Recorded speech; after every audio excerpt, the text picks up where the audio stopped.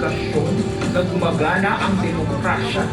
Kailangan lang maalala ng bawat senador na kahit sila ay may kapangyarihan, hindi dapat nila malimutan magpakatao.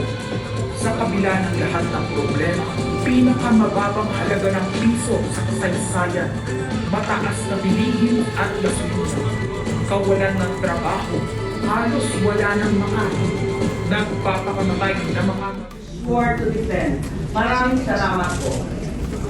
Thank you. Madam President, may Yes, we recognize Senator Wilson. point of order.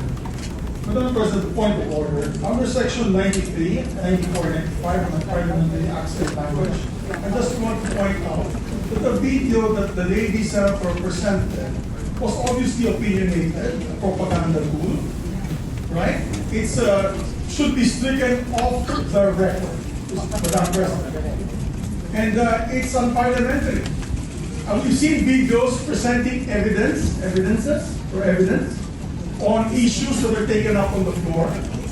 Senator Tulfo always comes out with videos showing people being mobbed, people being abused for the information of this body to act on that particular issue.